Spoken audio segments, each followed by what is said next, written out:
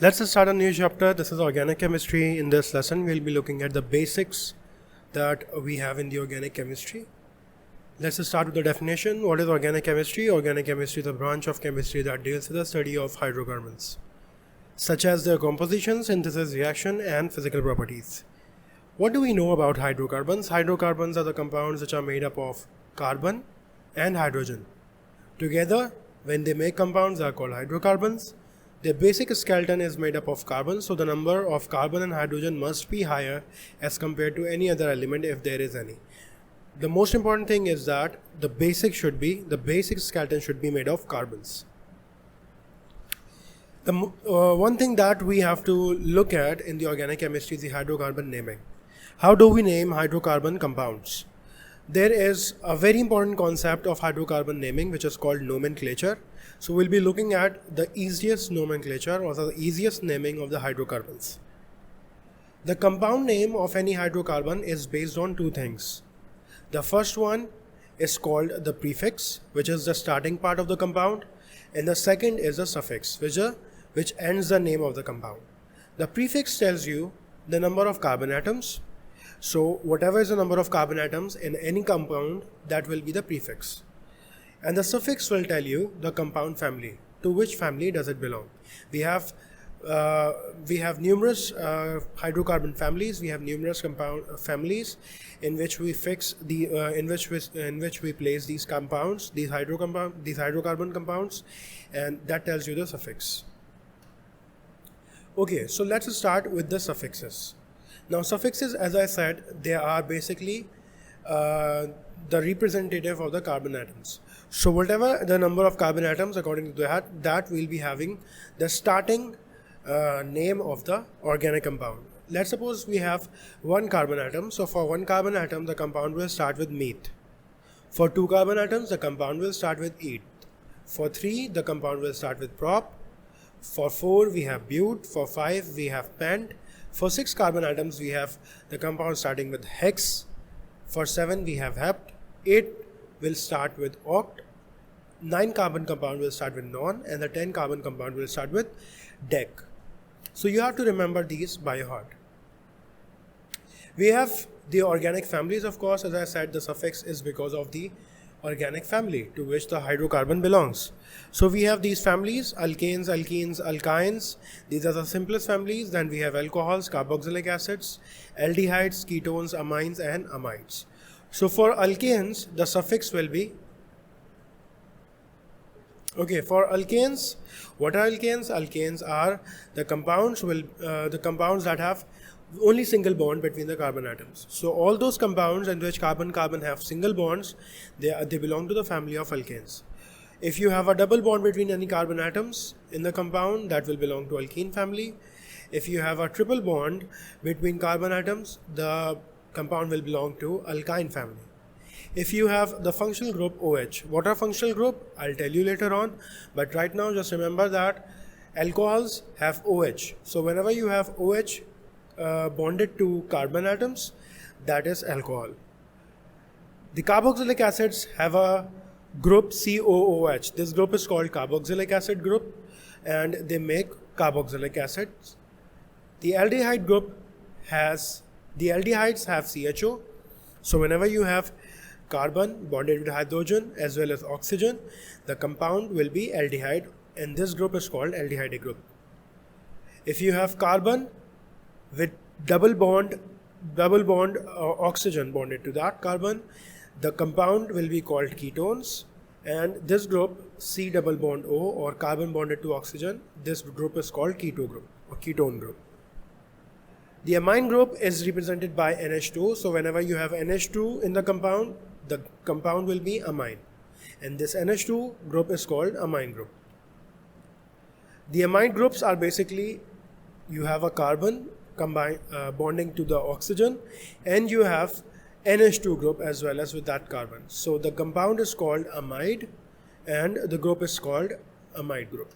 We'll be looking at for what suffixes do we use for these families later on. Okay, so now we have, for alkanes, the suffix is ANE. So whenever you have an alkane family, the compound will end with ane, which is ane, which is pronounced as ane, ane. Okay. So, for example, if a compound has one carbon and belongs to alkane family, the compound will be methane, because it has one carbon, which is meth, and alkane, it will end with ane. So it will make alkane family. Okay.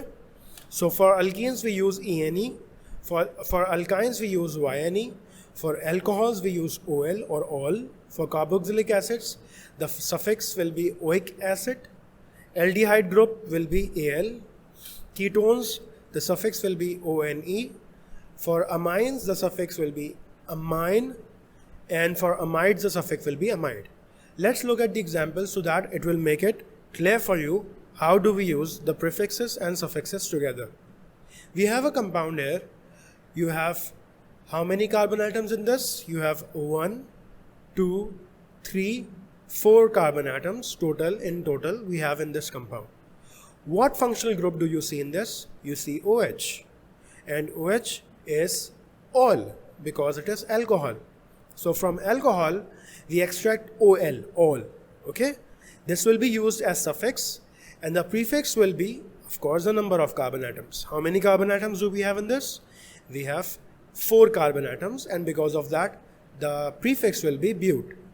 So together, if you want to join but and ol together, how are we going to join them together? We are going to put something to add them together, and that something is basically an. If you want to add but and ol together, we are going to put n between them. So it makes butanol. So an is actually to join those two together, but and ol. They are joined together with an, and it is pronounced as butanol. It is also called N-butyl alcohol. I'll tell you later on why it is called N-butyl alcohol, but for now you just need to remember that this is butanol. And how do we get butanol? Because of the 4 carbon atoms and OH group, which is OL group, or which is ol group. It belongs to alcohol family. Let's look at the second example. We have another example here, CH3, CH2, CH2 and CHO. You can clearly tell the number of carbon atoms in this. There are 1, 2, 3 and 4 carbon atoms. Of course, CHO also has a carbon atom. So we have to add all the carbon atoms. You have to count all the carbon atoms together. How many carbon atoms are there? There are 4 carbon atoms. Which functional group do you see there? You see CHO, and CHO is aldehyde group. And for aldehydes, the suffix will be Al. Okay, for aldehydes, the suffix is Al. You need to remember that. How many carbon atoms are there? 4. So it makes, because of 4 carbon atoms, the prefix will be but. Now let's suppose we want to add them together, but and ul together. What are we going to put in between? We are going to put in between an. So it is pronounced as butanol. Okay. Together, if you want to join the prefix and the suffix, it will make butanol. Okay. What is this? This has 1, 2, 3 and 4 carbon atoms. And what is the functional group you see over there? You have NH2. NH2 is amine, and because of 4 carbon atoms, we call it but.